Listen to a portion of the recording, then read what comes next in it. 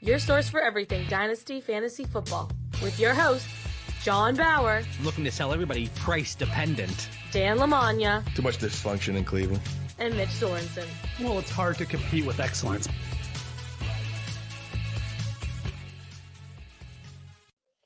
Welcome back to another episode of Dynasty Theory, a proud member of the Ross Tucker Football Podcast Network. I'm your host, John Bauer. You can find me on Twitter at The Bauer Club. And of course, I'm joined by Dan Lamagna. That is at FF Coach Dan on Twitter. What's going on, Dan?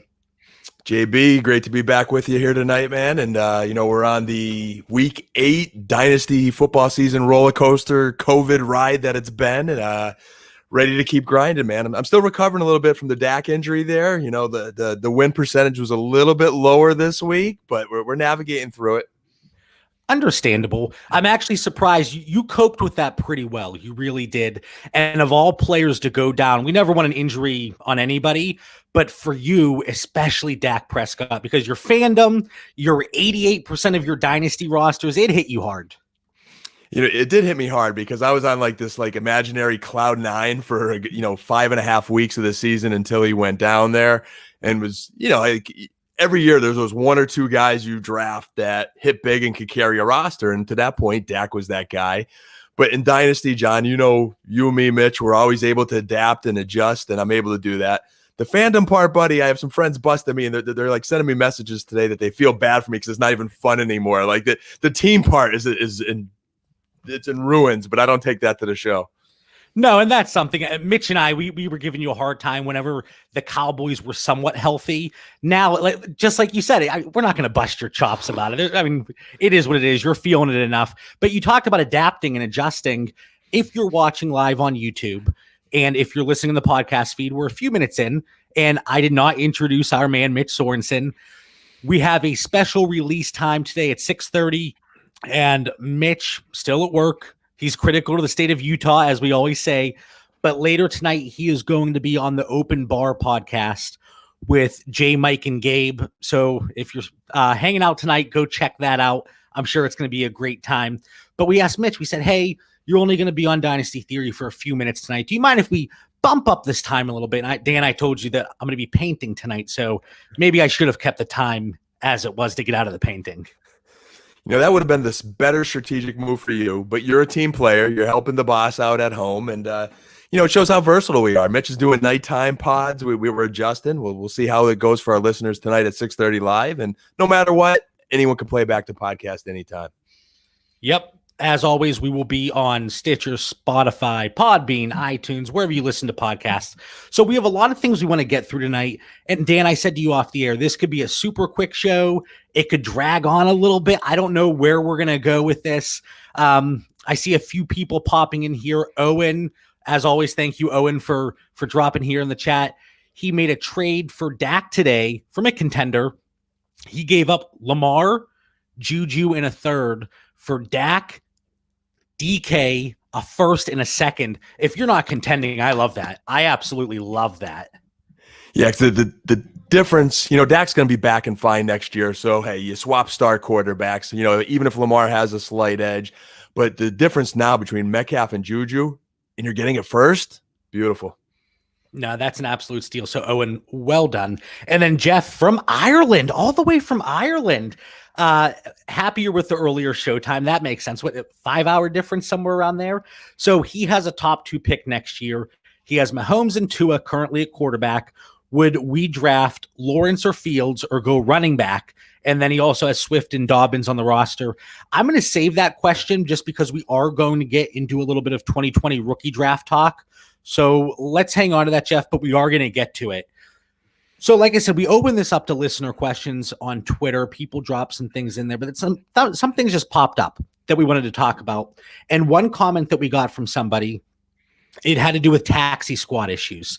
And Dan, this happens in every league that we're in that has taxi squads. A manager, they're keeping Justin Herbert on their taxi squad. Clearly the best quarterback they have. That's the words from the person that posted the tweet, not from me. But what are your thoughts there? taxi squad. Yes, it's for first or second year players, depending on the language in your bylaws.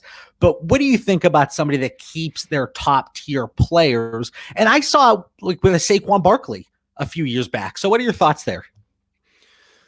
Mixed feelings. And I think, looking at the show notes tonight, I think ultimately you're going to give the best advice on this question, John. But, for me personally, in the spirit in the game, the love of football, I hate seeing Justin Herbert on the taxi squad and those kind of guys. Put them up.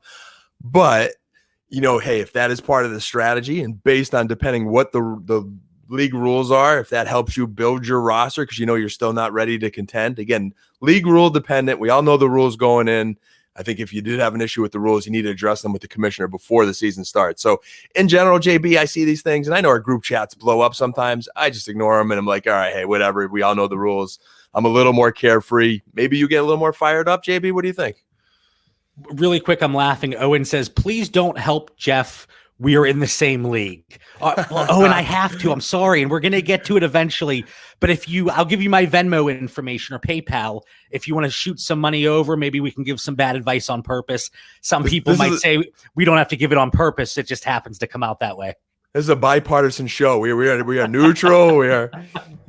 We are Switzerland over here. Anyway, so taxi squads. I don't get as fired up as you might think, Dan. I know when you think of Dan, Mitch, and John, I'm the one that typically gets a little riled up, especially after a few seltzers, a few beers, a couple glasses of wine. But tonight with the earlier showtime, maybe it's just the water I'm drinking that I'm a little more relaxed tonight. But taxi squads, it needs to be clearly laid out in the bylaws. There are people, and we had somebody in our Dynasty Theory Listener League chat drop in, hey, there's a league I'm in. What do you guys think about that? Because I'm being told I have to promote some players, and they're not letting me keep them on there. They're rookies, they're second-year players, and per the bylaws, it's allowed. But because they are one of my better assets, I'm being asked to pull them up to my active roster. To cover everybody's behinds, I think you need to make sure it's laid out. If you say first and second year players, it's first and second year players. If you say first year players, but if they put up more points than the players in your active roster, fine. You got to call them up. If you want to have a taxi squad, I don't know about you, Dan, but I think just expand the regular roster. Just add, if you want 4 taxi players, just expand the roster by 4. It gives you the same amount of bench space, the depth that you can acquire, and then I think it covers you. I don't like the idea of a taxi squad, but if you're able to make it work and walk around the rules a little bit, so be it. Yeah, most of the Dynasty leagues that I've been getting in, JB, I have too many friends with JT. So anyway, JP messaged me today from Florida with this John Cena Funko Pop that he got me. So I got to switch gears here. But JB, like my Dynasty squads, my taxi squads where I normally have them, again, I get in leagues a lot often because of relationships or a new format or a large prize money. Like there's something that intrigues me to that league. Yep. So if the taxi squad's already built in, it's like, okay, I know there's a taxi squad. I've read the bylaws, but most of my guys on the taxi squads are the Ben DiNucci's, who I all of a sudden have to call up this week on my deep dive, as even Andy Dalton might be dust.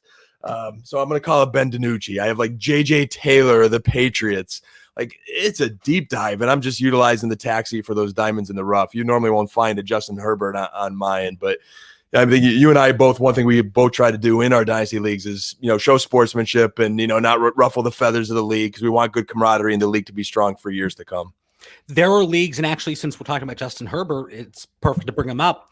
There's a league that I'm not contending. I'm not. And there is a taxi squad that I could demote Justin Herbert. He was never on there, so I'm able to put him back down there. It's just something I don't typically like to do. The only time I ever did that, and nobody had any issue with it, I took over an orphan, and it was horrendous. I think it had 1 win the previous season. I completely blew it up, but I left certain players, and I can't remember exactly who it was, but I left them on the taxi squad. And they were higher tier players that were better than the garbage I was fielding. But again, nobody brought it up. Nobody had an issue. So it worked out well in that situation. But I think it can create a little bit of animosity and hostility in a league. and you can start to burn bridges, especially if the conversation escalates. So then it goes back to strategy, and you got to figure out that fine line. Yeah, I'm helping my team out for next year's rookie draft, but am I burning a few bridges along the way? And it all goes back to strategy for me. It takes the fun out of it when, like, unless it's a clear part where it is a smart move to have him on your taxi. If JB's competing for, the top three, he's making sure he wants to get in the playoffs. And is that JB, JP, or JT? That was a clear JB that time. Okay. And I'm back on track. So if JB needs me to defeat Mitch to get into the playoffs, it really stinks if Herbert's on my taxi squad and I'm trying to win with Andy Dalton, who out for the week. Like, it just takes the fun out of the matchups week to week. So my bottom line would be, rule of thumb, I'd rather have them up. And so just to close out the conversation, taxi squad, I would prefer not to have one. If you do have one, have very clear-cut roles in place in the bylaws and make sure everybody's on the same page going into that first season. So then if anything pops up, hey guys, we had this covered, and it's not going to be tolerated, and you can just adjust there. But it's whenever you start to, bring in that subjectivity, it gets a little tricky. So that's just our thoughts on it. It was a good question, and it comes up more than I think it should. But yeah, if you have taxi squads, definitely make sure you know the bylaws. This next one, and I really like this one, because Dan, you know how much I tinker. I am a tinkering machine. Even with the way my camera is set up for the show, and Mitch yells at me, I'll send him like 10 different pictures, and everyone is slightly so different. The camera is like this way, that just a little bit. He's like, man, I can't tell the difference here. But I tinker with everything. But the question we got here, and Dan, I was going to say, Dan, let's start with you, because I'm always used to bouncing in between you and Mitch, but of course we're going to start with you, Dan. How often should we be adjusting our dynasty rankings? What are your thoughts there? This is a really fun question I thought we got tonight. And, we never know what the listeners want to hear. And then every once in a while they spring us with a good one. And I thought this was one of them. So I did a little research before the show. Just my personal opinion, they should be updated weekly. So with that first initial thought in mind, I went to a few of the premium sites, and I'm not going to name them here, but I went to like 3 different premium sites that I subscribe to, and 2 of them updated them in a timely fashion on Thursday and Friday. It was like 22nd and 23rd. They're about a week in advance. They do their research. As it gets closer to the weekend, you got to make decisions. They're updating them. But then there was one premium site that was not. They were relying on some input from their rankers. One ranker was a couple weeks ago. The other was like a month ago. And to me, I think that's a site trying to be something they're not. Personally, we talk every week. Our takes, our values, they adjust. There's some things we stand firm in.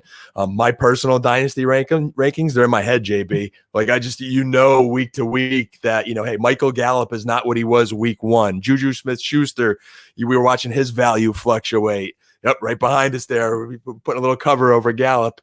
AJ Brown, we watch how his stock being out for a long period of time to now being back and lighting Dynasty on fire. So to me, the answer is weekly. I think that's best practice. But we're always reviewing. Now, what are your thoughts? Because it happens so many times, and I'm going to use. It's going to get into one of the questions a little bit later, but I'm going to use your boy CD Lamb as an example, or we could even say DK Metcalf. So both of them, 2 weeks ago, they were both in the conversation for the Dynasty wide receiver 1. And I think we may have brought this up on last week's show, so I don't want to dive too much into it from where we were 2 weeks ago, but people were talking about them as the Dynasty wide receiver 1 overall. Now, CD Lamb is going through the quarterback injury. We saw the impact it has on that offense in general, but then DK Metcalf, he laid an egg. He had a few points this last week, but I'm assuming, Dan, you did some DFS, and I'm not sure if you had Metcalf in your lineup, but it might have stung if you did. And now I think there's always that line that we have to, you don't want to cross over it, where you adjust your rankings accordingly, maybe once a week, but we never want to overreact. And I think that's kind of the tricky part to look at this. So while you're adjusting your rankings on a weekly basis, do you ever think, I think I overcompensated on this player? And, do you ever think that there is that chance of overreaction, or you see yourself doing it from time to time? Good question. And one quick comment before I specifically answer that. I proudly and profitably took Tyler Lockett over DK Metcalf in DFS this week, and that was very profitable. But not that I didn't like Metcalf. The guy's stellar, and I think one thing that gets kind of lost, and in my DFS study, and helps me in Dynasty, in that I'm looking at matchups weekly. Metcalf's a star that you're going to start every week, no matter what in Dynasty. But when you do have a deep roster, and John, I know you have a couple of them where it's like, you got some tough decisions some weeks, and there's some weeks where you're putting a very good player on your bench because of the decisions you have. So I look at matchups, and last week I knew Lockett was going to eat based on the matchup in the slot. I mean, Arizona's getting crushed in the slot, so I just really knew it was going to be a Lockett game. So, was Metcalf off a little bit? Yeah, but he's still a superstar. So my rankings in Dynasty aren't dropping Metcalf anywhere. I would gladly take him. But it's more when we get a larger sample size, when a Michael Gallup, I hate to keep picking on my boy in the jersey behind you there, but it's just relevant in my mind right now because I have him in some rosters and I've got to make some decisions on how I use him. I think his future's bright, but I think he's not in a good place right now. And when you have 3-4 sample size weeks of low production, now he becomes matchup specific versus start him every week kind of play. And depending on who we're comparing in the rankings, he's going to drop a few slots in my Dynasty rankings. And then we look at it the other way with Chase Claypool. I know there were people that bumped him up to their top 12 in wide receiver. And I saw the actual rankings that had him in the top 12. And it's really difficult. Like you said, let's see a little bit larger sample size. But even if you're not actively adjusting your rankings the way you do, the way I do, most of the time, like you said, it's in my head. We're looking at these players. We're looking at values in the matchups and everything. And then we can kind of look at it that way. But even if you don't adjust the rankings weekly, you need to be very conscious of the perceived value in your leagues and in the market. So every market's going to be different. Every league is going to have its own little sub-market. And when you look at your league and okay, they value wide receivers a certain way, or you see, Dan, I see you on Twitter, CeeDee Lamb is my wide receiver 1 overall, and you come to acquire CeeDee Lamb off of me, you know that you're not getting him at the current face value. I know how you value him. And I think it's very important to keep your finger on the pulse of the market in your league.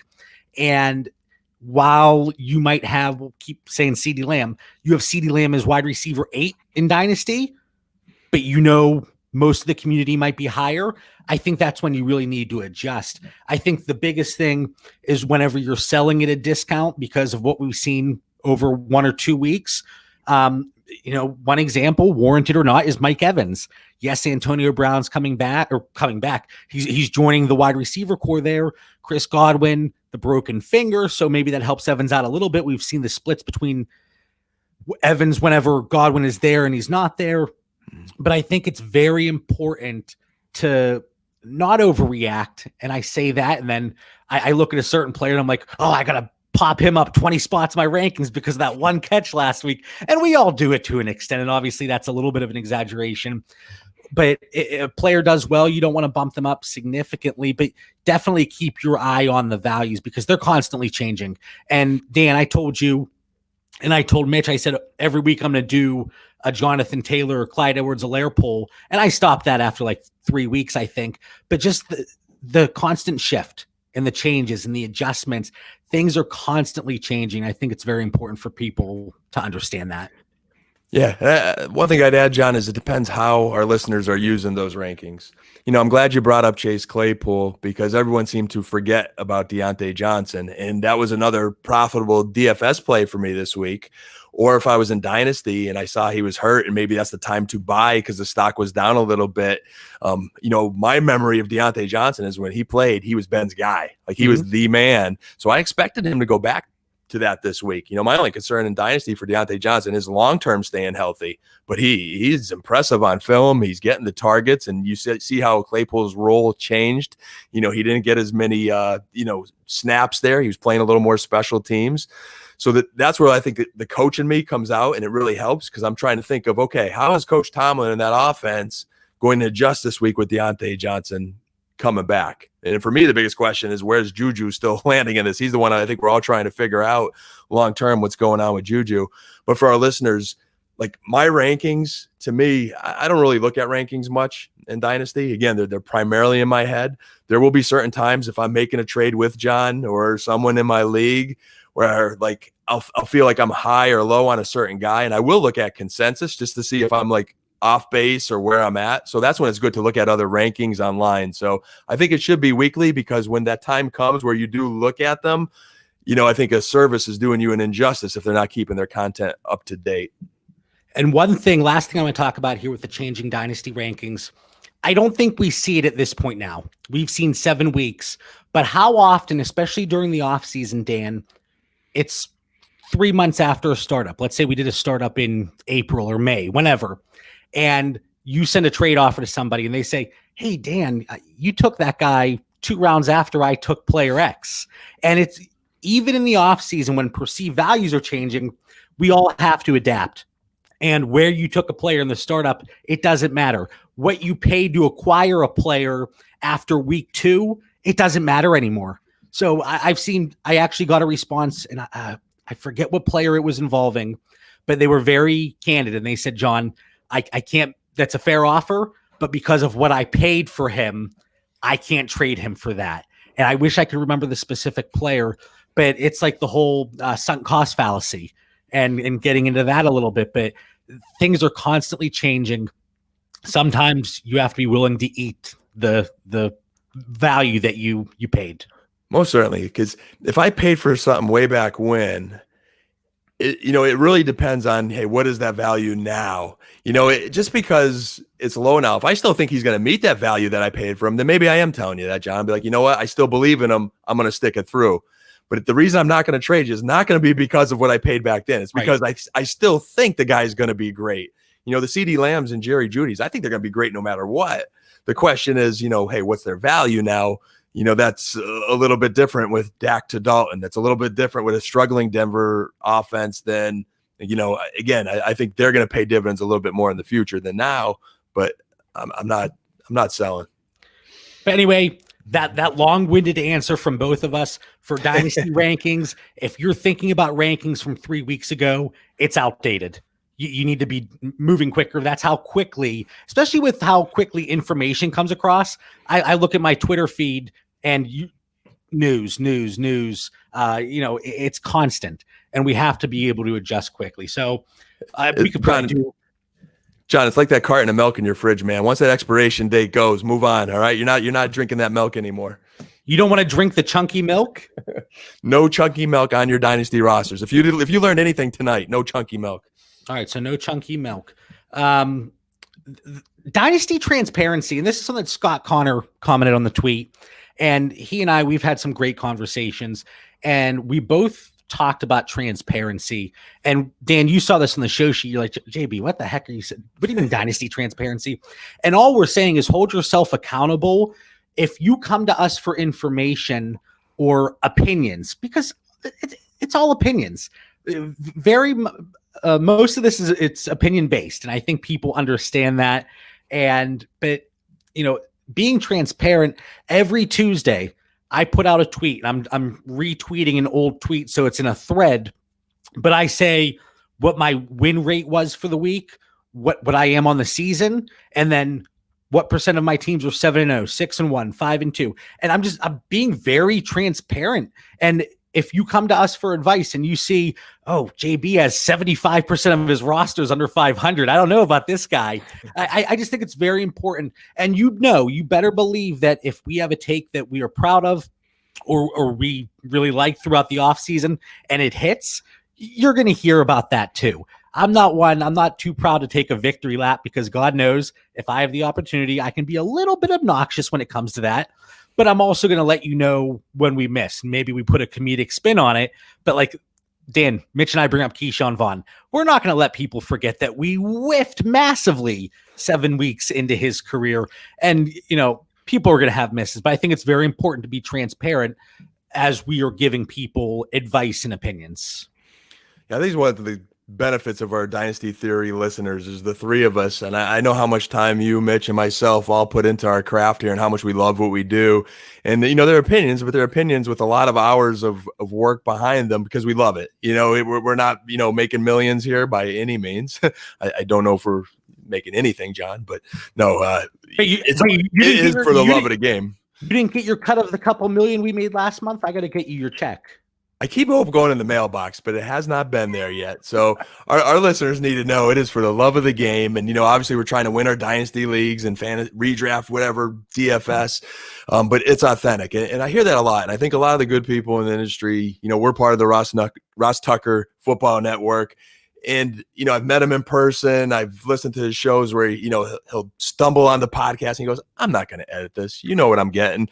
I think Adam Levitan's often talks about being authentic. Here's a guy who's like a high roller in the industry, come on with like a ripped t-shirt and a dirty, stained, sweaty hat. And, I think we fall from that mold. And whether it's fantasy football or in life, you've got to be yourself. And, it's like the best advice you could ever get. And I think that's what we do. We're here about educating our listeners, growing our game because we reevaluate every week. So we bust each other when we get the Keyshawn Vaughn's wrong.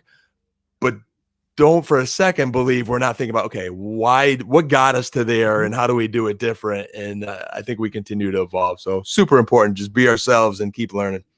And I don't want to spend too much time on that, but I do think it's critical because you see all the time, Dan, people in a group chat, they'll remind you when they had that hit that they brought up a few months ago, but you never hear about their misses ever. And I think it's very important.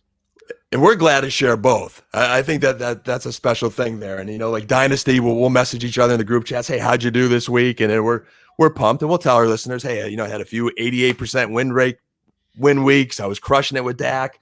This week I was 500. I'm looking at my gazillion rosters here and I see everything from a lot of 3 and 4 and 4 and 3s to some 7 and 0s. It's all over the place. Yep. DFS, I'll win $1,000 one week. I'll lose $1,000 the next week. It's all about the process and getting through it. So your wife isn't listening to this, is she? I can edit that part out if I have to. Yeah. We might have to like beep, center it, some sound effects or, All right. So before we move on, we have a few questions in the chat. Dan, would you move Devontae Freeman, Devontae Parker, and Robert Woods for Aaron Jones? I would. Yeah, I love those bell cow running backs, and I feel Aaron Jones is that guy. He's a stud. I'll find a way to replace the others. Devontae Freeman's nothing but a pickup anyway. Parker has trouble staying healthy. I love Bobby Woods there, but for Aaron Jones, I'll make that move and better my team. I'm thinking even if it's a deeper league with larger starting requirements, if it's a 14-team super flex league where you have to start 2 tight ends, different things like that, different scenarios, there's no situation that I wouldn't make that move. So Inceptivus _1, I may have butchered that, but that's what you're getting. It's a fair deal, JB there. I did it again. You did it again. Sorry, JP's coming home, man, but I don't know. Anyway, he was the one that told me the Antonio Brown news going to Seattle. Somehow he went to Tampa Bay there. He changed course along the way. But for the person, I always feel bad sometimes, John. It's like these people tell us these trades and we give them our opinion. I'm thinking, what if the other person on the other side of the trade is listening? I don't like, it is a fair offer. If you need wide receivers, that's a good deal. So we don't want to Inceptivus _1 to lose his deal either, because we're saying smash Aaron Jones. I actually, real quick, a story, and this has happened twice that I know of. I've had somebody DM me, no joke, within 2 minutes after I had the other trade partner send me the same thing.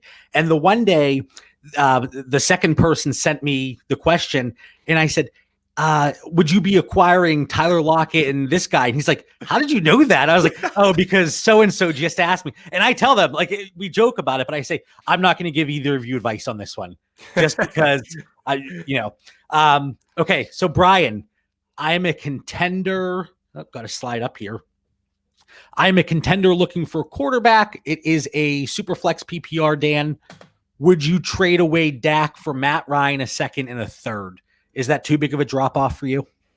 Yeah, I'm not losing Dak. I think we talked about it a few weeks ago in Dynasty Theory, where there was about 7 elite quarterbacks that I would trade Dak for. And we all know, everyone on the show, you see him behind me. I'm a Dak homer, but I have traded him, I think, in 3 of my Dynasty leagues. Yes, I do have a box of tissues and a Dallas Cowboy tissue box holder that every time I trade him, I've got to sink into my supply. But Matt Ryan is not one of the quarterbacks. And I like Matty Ryan. Believe me, he has a role on your dynasty rosters. But I think come next year when Dak's back, is that second and third really going to be enough to make you happy with Matty Ice? Let's tinker with that a little bit. What if it's Matt Ryan, a first and a second? Now, first, you're getting in the conversation, and I'm going to be evaluating the rosters a little bit more, how that impacts me this year. If I want to win now, I could use Matty Ryan. And believe me, I've got a couple rosters where I'm looking at Andy Dalton and that deplorable Cowboys offensive line where Matty Ice looks very good. So if you give me a first, at least now I got something stronger to fall back on next year where I'm going to get another building block for my team. And I love Matt Ryan. I have the Calvin Ridley jersey behind me. Coming into the season, I was all about Ryan, Julio, Calvin, but I agree with Dan. I think that's too big of a drop off, and I might be giving you more of the unbiased opinion than Dan, but I still think he's on the right track there. It's too big of a drop off for me. I would be looking more towards that, maybe even that Carson Wentz territory, just a little bit ahead of Matt Ryan. But if we can get a first thrown in there, maybe we can talk then. All right, we have Sam in here. Dan, I actually think you're in this league. Would you move Tua for Mixon straight up? Super flex league. Wow, that's hard. I think we just last week talked about Tua and how I was starting to hop on that train there. Dan, we need an answer. Would you move Tua for Mixon straight up? No. Sam, so Sam and I, we were talking, and we had a few trades back and forth. And, good conversations, good changes in values, adjusting. Okay, we're going to add this, that. And me, I was going in with the 4-for-4 deal. We had 8 players on the screen. I wanted to have that blockbuster. And I think we drilled it down to Tua for Mixon. And then we didn't get the trade done before the week. And after that week, Tua gets named the starter heading in, after the bye. And I had to do it. I said, I'm going to want a little bit more. And I really hope that I'm getting this trade right, because Dan, how many leagues I'm in, how many trade discussions I've been in. So Sam's probably sitting here thinking that's not at all how this went, but I think it is, and I'm going to stick with that story. Would you trade Aaron Rodgers, Travis Fulgham, and a 2022 first for Justin Jefferson, Drew Brees, and a 2023 third? And then I'm going to try to pronounce this, Zhao Yang. He is the tanking team and probably looking to trade Brees at the deadline. So Rodgers, Fulgham, 2022 first, or Jefferson, Brees, 2023 third. Yeah, I mean, if I think I'm going to get stuck with Drew Brees next year and that's going to put me in Superflex down to one quarterback, I would take Aaron Rodgers. I'm starting to believe a little more in Fulgham. I'm actually in a league we're in, JB. You got him for a third-round pick. I could have had him for a third-round pick also. I declined it at the time, and I'm regretting it a little bit. I have some more wide receiver depth in that league, so that's kind of why I held. Love Justin Jefferson, but I would lean Rodgers in a first. If I knew, if it was guaranteed, and of course this is unrealistic, if it was guaranteed that I could move Drew Brees and get a decent return, I think that's a price I'd be willing to pay with Justin Jefferson. Zhao, can you throw in who your other quarterbacks might be? And you could probably replace Justin Jefferson with that first, and then you have Aaron Rodgers. Right. There's some nice receivers coming out next year. Right. Yeah, so I just hate getting stuck with Drew Brees here, because if you can't move him, this very well could be his last season. And I hate for players for their dynasty value to die on my roster. And one more question. Full PPR just got offered Ezekiel Elliott, Mike Evans, and T. Higgins for Christian McCaffrey. Current running backs, Aaron Jones, Austin Eckler, CMC, and Antonio Gibson. Current wide receivers, Tyler Lockett, Calvin Ridley, and Claypool. So a lot going on there. But back to the trade, Dan. Zeke, Mike Evans, and T. Higgins for Christian McCaffrey. This is fresh, sensitive, close to the core for me here. I traded Zeke today to Mitchell in a league for Derrick Henry. And some fab. I got to get the fab thrown in there. Is that little something to go home and tell mom about. This trade here, I would try just get a little bit extra in with McCaffrey. T. Higgins is a rising star here. He seems to be coming into his own in Cincinnati. Mike Evans, I know everybody's concerned about right now, but I'm not going to hop completely off that train yet and just give him away. Wait, really quick, are you saying you want more on the CMC side? I would just counter trying to get a couple small pieces, and nothing big, nothing that's going to tilt the trade, but I would try to get a little something else. Well, no, you have CMC. Would you move him for those pieces? So I just got offered Zeke, Evans, and Higgins. Yeah, I think I take it, JB. It gives you a lot of trade tools, and you still have an elite back.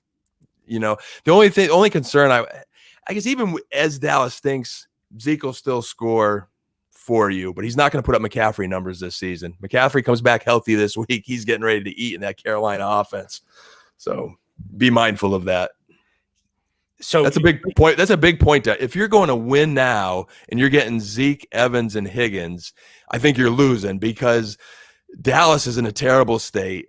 Mike Evans' situation is getting worse by the minute because he was struggling every time Godwin played, and now you throw in Antonio Brown. And I don't think Higgins is going to necessarily carry you. Like, you're going to be giving up a 30-point guy in CMC weekly. There's no reason to think he's not going to be healthy in the man the rest of the way. So if you're contending, you're saying keep CMC. Otherwise, let's go the package route here. Yep. All right. And then back to Zhao. He has the pick that he'll get Trevor Lawrence or Justin Fields. I think I got that right. So maybe in that case, knowing that you have one of those players coming on, that's a possibility. Maybe you do bring in Justin Jefferson. Yeah, I would like to see the entire roster there, but I think it's a fair trade either way, and especially if you can ship off Drew Brees before the trade deadline. And then we'll get to one more question here from Owen again. Can we see Zeke leaving Dallas to allow cap space for Dak? No, I think they trade Everson Griffin today. That's going to save them $6 million on the cap. It tells you Dallas is starting to pack it in. They also think Randy Gregory could replace him, but they've got some contracts they could restructure. I think the bigger question is going to be what they do with their offensive line long-term and in the draft. But Zeke's, they have no plans of moving Zeke. All right. How do the rookie drafts? So this is a question that we got from somebody, and this could be, like I said, with one of the other questions, this could be an entire show by itself. And we haven't really dug into the incoming rookies for the 2021 class. There's a lot of great people out there. They provide Devy content, and that's definitely where you're going to want to go for more in-depth information. But just scraping the surface here, how do rookie drafts and tight end premium leagues usually go? And that was a question from somebody on Twitter. And I take part in a lot of 1.5 PPR for tight ends, 1.75, all the way up to 2 PPR, and then leagues where you have to start 2 tight ends. And I'm thinking about this class, and when we go back and you look at like the Noah Fant, TJ Hawkinson, and then this year, probably value-wise, Kyle Pitts down in Florida. He has, 7 touchdowns through 3 games. He's just been an absolute monster. And I think people are probably going to slate him into that 6 to 8 range in terms of dynasty tight end value. I don't think he's going to be that top tier yet, but I think people are going to be really excited about him. But I don't know about you, Dan, or, if you can remember any of the rookie drafts you did whenever Fant and Hawkinson were coming out, but they were, even in tight end premium, they were going later in the first still. Yeah, I think I learned a lot from that draft, from our non-premium leagues to our premium leagues, watching where they went, depending on what your roster needs. But I just think historically, no matter what, it takes tight ends longer to develop. And Fant and Hawkinson went very high in the NFL draft. Detroit and Denver invested a lot in them. We were high on them. And there was just still too many studs that you would rather have before them. I think that potential to get an elite running back always will trump it. A super flex elite quarterback is going to trump it. And then depending on some of these really top tier receivers could also. But in tight end premium, again, if you need it, I'd be watching draft day. If you have the luxury of waiting to the draft to see where they go, you also hope it's in a very tight end friendly offense. I think we're going to see Pitts and that Freemuth of Penn State. I might have mangled his name there. They're going to go in the first round of the NFL draft. So they've they're high caliber talent. So just be cautious not to pass up the next elite running back or quarterback.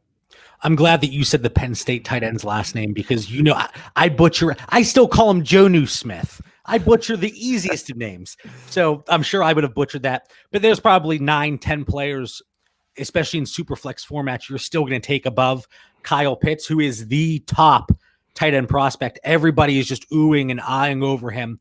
Again, 7 touchdowns in 3 games. Really impressive. And even be more specific for the listener, JB, is you always put me to work, man. Why do you do that? I get home from work and then I got to do this deep dive study, and you got me looking up rookie picks before we're even halfway through our league here. But going into whether I'm trading 4 picks or trading them, tight end has not been on my mind, even in tight end premium leagues. When I've been negotiating to maybe get a top pick, everyone wants Trevor Lawrence and Justin Fields. Trey Lance of North Dakota State, who's in your notes, is 2 months ago was top 10 by Mel Kiper. Mac Jones of Alabama stock rising. But I think Lawrence, Fields, and Lance, that's what I was thinking before I even thought of tight end and premium. Travis Etienne, I like back to last year. Harrison Hubbard at the running back position. And then when we talk receiver, I think Jamar Chase is the one that would even take clearly before a tight end premium guy. And there's a couple others that we'll be looking at. And I love Kyle's comment here in the chat. And even when you look at tight end premium leagues, we take part in a lot of the 2 PPR, a lot of those safe leagues. And there are some where I'm trying to stock up on those higher end tight ends. I have a few leagues that I have the Kittle Kelsey combination, and I just love the way those teams look. But Kyle makes a great point. I would just buy those tight ends a year later once the value comes down after a bad rookie season, because they all typically have them. And that's true.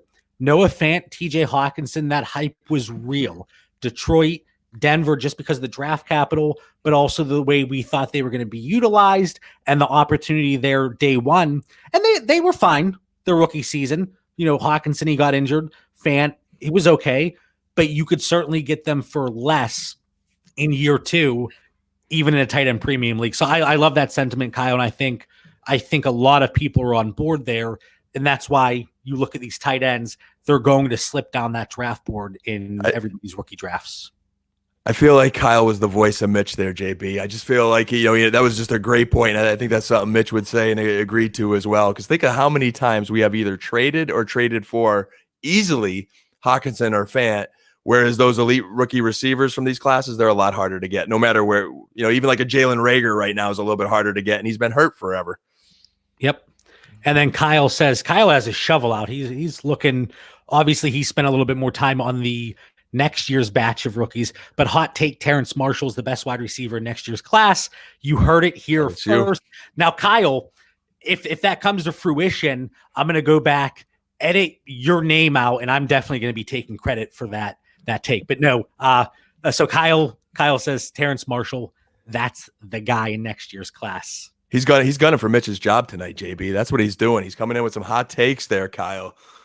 We got you, Mitch. It's okay. The chat is filling in for Mitch here, and I don't want to say the chat's doing a better job, but they're competing here. They're competing. All right, so Dan, this one is near and dear to your heart.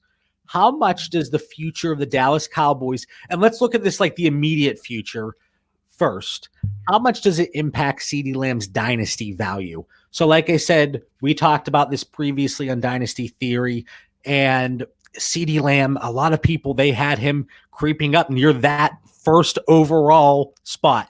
The season he was having so far, a historic season. What are your thoughts now that he has to deal with Andy Dalton, at this point? Yeah, I think future, I'm not concerned at all. The talent's there. I know Dallas, although they'll still be mired in dysfunction for 25 more years, will have competitive rosters and they'll get that offense back on track. The only concern I have this year is it's going to be matchup specific. I was concerned about the Washington football team going into last weekend because their strength is their front seven. And right now Dallas is playing 4 backup offensive linemen who are either rookies or should not be starting. So there are a lot of issues there. But I think there are times, even this year, Lamb will help you. The good news is he's in the slot, and sometimes you get some very favorable matchups, and you got to get the ball out of your hands. That just didn't present itself against Washington. So I think this year, you know, now where I would start Lamb automatically, if I have the T.Y. Hiltons and A.J. Greens or whoever's still on my roster, matchup specific. I know Hilton was probably a bad example, John, but I'm still holding hope. That's why I win. That's why I win. Bye week, 2 weeks to prepare, JB. This is my hope. But there are going to be those certain guys that you may start over them. Long term, let me tell you what's going to happen. They're going to go into this offseason. They're probably going to draft an offensive lineman or help it through free agency. Tyron Smith's going to be back at left tackle, which I'm still concerned about him staying healthy, period. Lael Collins will be back at right tackle and be fine. Zach Martin's going to come back this year. He just had a concussion, so he will be back at right guard. The O-line is going to get better. Depth was a strength of theirs this year at one point, but it just got depleted so bad. But Lamb's going to be fine. Jeff dropped a question there. We'll get to it in a second, just to keep on the CD Lamb train here. So my man Ben DiNucci from Pittsburgh, Pine Richland. I went to North Hills, not very far away. And actually, Dan, I was trying to surprise you, but after some of these guys got drafted a little bit lower in the draft, a little bit later, if they had their DMs open, you know I have no shame. Ben DiNucci was one of the guys that I slid into his DMs, still waiting on that response 6 months later. But Ben, if you're listening to Dynasty Theory, you want to jump on and discuss this great opportunity you have with the Dallas Cowboys, let me know. But do you think anything changes with Mr. DiNucci? Because Andy Dalton, I mean, he got leveled last week, and he's in concussion protocol. You have to assume he's out. Maybe you think Ben DiNucci just looks to get the ball out very quickly. Against Philadelphia this week, I would run. I think it could be another potential bloodbath. I mean, they're two teams that hate each other. My only hope is maybe a week of adjustments and Dallas being ticked off and that division rival.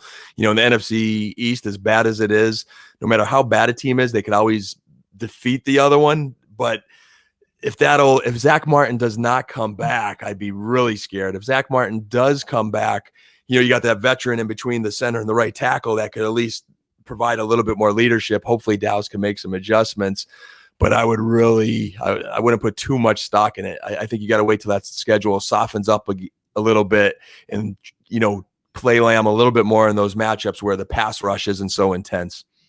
At this point right now, as it stands, Amari Cooper is the only one I would feel comfortable putting in my lineup. I think he's going to demand the targets. It seems like Andy Dalton, he's been his go-to here in 1.5 games or 2 games or whatever it was. But Michael Gallup, if I have any other option, Gallup is on my bench, and I have a lot of shares of Michael Gallup. I really do. CD Lamb, like you said, maybe this week could be a little bit rough. So I think for a weekly ranking, you have to drop him considerably.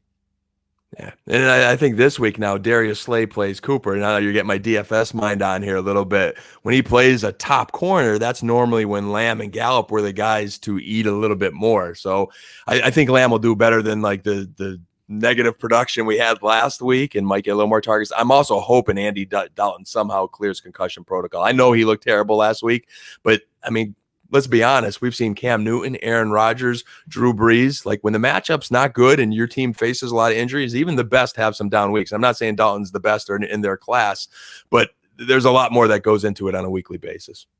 All right, so looking at the other pieces, I know CD Lamb, the dynasty value. Long-term, I agree with you for the record, Dan. Long-term, this should have no impact, but we know that there is an opportunity and it will present itself. If a contender has CD Lamb, that buy window, that cost to acquire, it's going to be there now, and you're going to get that discount because what I said a few weeks ago, CD Lamb and DK Metcalf, they're two players that if you're a rebuild, they're good for you. If you're a contender, they were good for you. Now, DK, sure, he's still good for the contenders, but CD Lamb, if you're contending, maybe there is an opportunity that you can acquire him at a discount. But if you had to pick, all right, I'm putting the pressure on you. Just here in week 8, and you have one flex spot left. It's 2 PPR for tight ends. You have Dalton Schultz, Michael Gallup, and CD Lamb. You got to pick one. Those are your only options. Who do you put in? If it's 2-point premium, there's a good chance I'm going to lean Dalton Schultz, as painful as that is. Again, I'm going to analyze like I do DFS the lineups. I'm going to see who the corners are going against Lamb. If it's some soft team where they destroy the slot, then that may change. But if all things are equal or the matchup's not good, I would go Dalton Schultz. Tight end premium. And I have Dalton on a few rosters. I really thought this was going to be the Blake Jarwin year. I thought he was going to go off, but he had the injury early. Kyle says Cowboys equal dysfunctional, equal somehow screw up Lamb. Dan, I'm sorry, but you got to throw that D word, dysfunctional. The dysfunctional Dallas Cowboys, it's there. It is. And, hey, where dysfunction comes in, if I have an elite slot wide receiver and it's between Lamb and Justin Jefferson, maybe like a team that's not dysfunctional, it might tilt the scale for me. But Dallas is going to score points. Their dysfunction is just they're going to lose. It's just unfortunately from a guy that has a lot of Cowboys on his roster, I'm like counting down to 2021 when Dak Prescott comes back and the O-line is fixed. So then they'll still be dysfunctional and maybe lose, but they'll do it scoring fantasy points. All right, so I want to get to Jeff's question before we hit our last talking point tonight. If you had the choice, who do you prefer at quarterback in Superflex Dynasty going forward? And Jeff, this is a great question because it's a conversation that I think everybody is having. So Dan, Joe Burrow, Tua, Herbert, how do you have them ordered right now?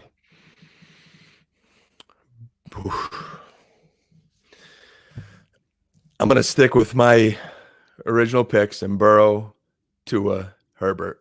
I was going to say that should be easy for you. So if they didn't check it out, was that last week's episode? We did the rookie draft redo and it was a fun show. And I got to give that quick plug, but go back. We went through 18 rookie picks.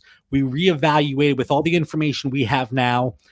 Where were we going to take them? And there were some pretty big shifts from all three of us. And it was an interesting conversation and kind of looking at where we are now on them. But yeah, Dan took Burrow and Tua. I actually got Herbert at the 109. I was thrilled. I told Dan and Mitch, you guys blew it. You let him slip to me there. But I think I go, I'm going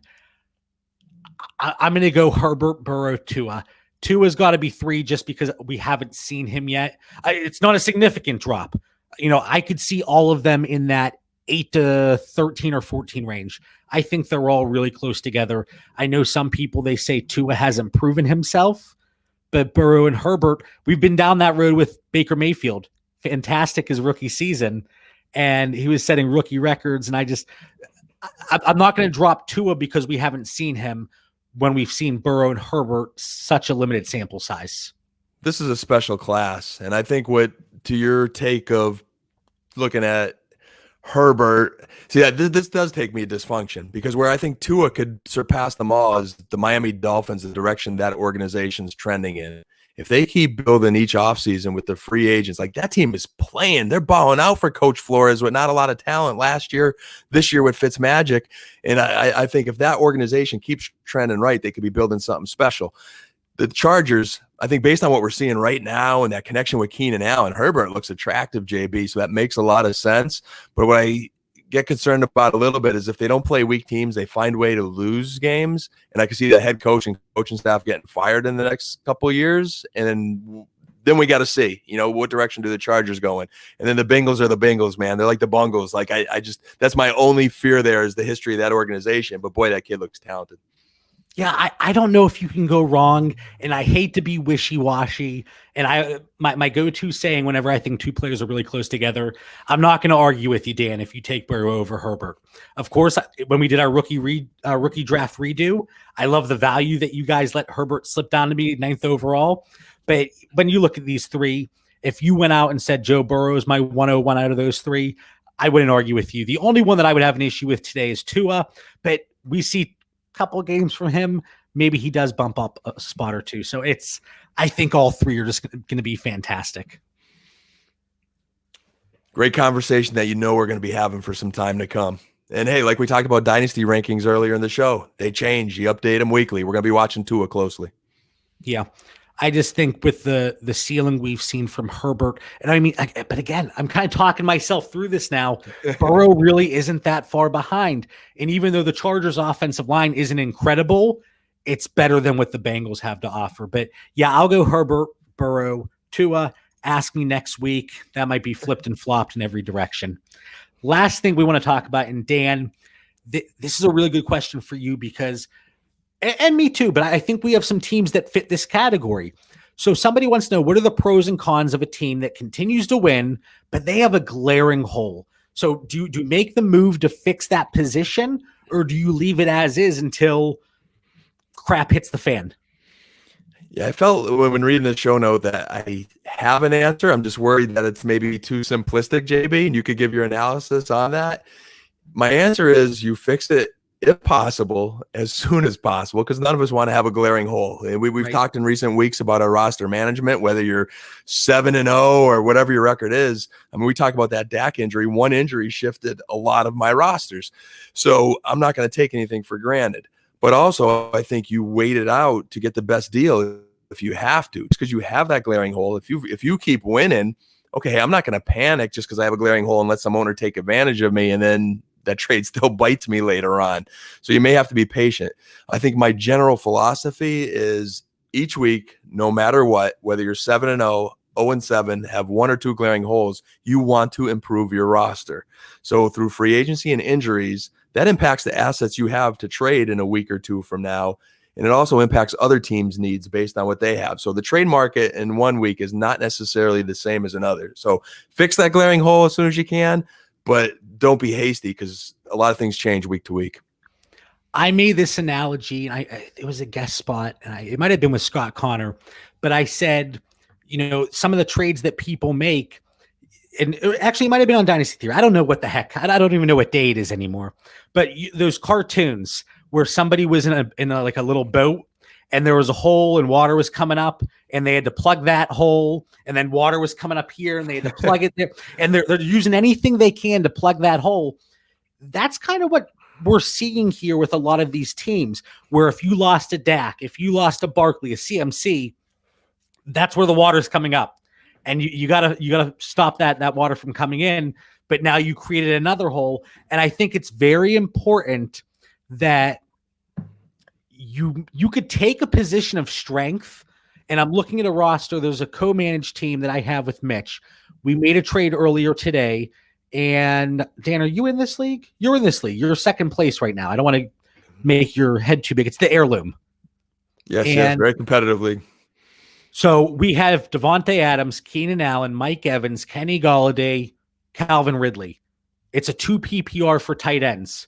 Our starting tight end was Cameron Brate. So while we didn't want to, and Calvin, you're back there, cover your ears, please. We moved Calvin Ridley for Darren Waller straight up. Now, while I love Calvin Ridley, we had that glaring hole where Darren Waller in this setting, he's averaging 22 points a game. Cameron Brate averaging 4 points per game. So we're picking up a big difference there. And then we have some other wide receivers we can plug in. But we thought we were strong enough. Now, if you're dropping down to 3 starting wide receivers, 3 higher profile receivers, and you have to start 3, I would advise against it just because now if you have an injury, you're looking to fill that right there. And it's a constant cycle. So I think you have to be very careful. But Dan, like you said, it is very simple. I think you have to look to fix it sooner rather than later, because what happens if you're in a league and Dan, you saw this, you saw it countless times. You have Dak Prescott. Now you're down to one viable quarterback option. You know the trade offers that you got, whether it involved Dak or other pieces. People see that you are crippled and they try to take advantage of that, and you're not going to move somebody to discount. I saw somebody that's in a few leagues with me pop in the chat earlier, Brett, and we're in year 3 of one of our Dynasty leagues. Year 1, I got on him. I said, Brett, it's super flex. You got to get your quarterbacks, got to get them. And he didn't get them. And in the chat, we would constantly be going at each other, mostly playful banter. Sometimes I think it got a little ferocious, if you will. You know, me hot-headed over here. But you can't, I don't even know where was I going with that story? I'm all lost over here. You were filling holes in ships, JB, and I think your Waller Ridley analogy trade was the best, because if you go back and listen to our Dak episode, you'll get a lot of takes on filling holes in ships and trades and not to settle and how to not put yourself in a hole. But the Darren Waller trade I thought was a great one for you guys, and it was a great one for Beck. Oh, we got a TO here. Yes, sir. Timeout. It came back to me. Anyway, people were trying to he was getting offers to get a quarterback, and it was driving me nuts. You see that he's in a terrible situation at quarterback. Don't give him any friends and family discount. Make him pay. And that's where I was going with it. I go on these rants and I ramble. When halfway through, I'm like, I don't even know where I'm going. But anyway, yeah, Darren Waller, you like that trade. Sing my praises. Because what happens next year is you're not stuck. Like if that was Jonnu Smith, and I love Jonnu Smith, and I still do, even though he's had a couple quiet weeks, that wouldn't be close for me. But I think the only tight ends that you would trade that would fill your hole in your ship, but also not have any regrets next year, is Darren Waller, George Kittle, Travis Kelce. Like outside of that, I don't even think you're talking. So you fill the hole without mortgaging your house next year. Nice job. And you will miss Ridley, that, but you're still deep at wide receiver, so your roster is still going to be strong. Yeah, until Mike Evans completely disappears, Devontae Adams, knock on wood, he gets injured again, and now we're down to 2 starting receivers. But hopefully we can, the ship analogy, that we keep righting the ship here. All right, well, I didn't know how long we were going to go tonight. Right on an hour here. And Dan, I know you'll be upset with me if I don't throw this over to you. Final thoughts. My favorite segment of the show always. We have the early show time tonight. We have Halloween coming up. Hopefully our rosters don't look too spooky, and we're going to make it through. But Dan, what final thoughts do you have for our listeners? Mitch better come back and bring his A game next week, JB. I think he's secretly trick-or-treating, in the spirit of Halloween here. That might be why he's out. And, Kyle's here, soliciting for his job. So he better step up next week. But my last final thought is for our listeners is, man, do not let up. Don't let Zoom fatigue or Dynasty fatigue get in the way as we enter week 8, whether you are competing for this year, looking at next year, or you don't know, your rosters are in that 500 bubble. I have some of them. All right. Just improve your Dynasty roster 1 week at a time, and you'll be thankful later. I can't believe we are heading into week 8. Not Dynasty related, but in a few of the FFPC leagues, that regular season's 11 weeks. And we have 4 weeks left of that regular season. It is crazy how quickly this season has been going, but it's been a blast and it's been absolutely crazy. And we expected it to be this way. But yeah, be able to adjust, be able to adapt.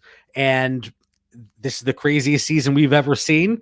And you have to be able to make moves to account for that as much as you can.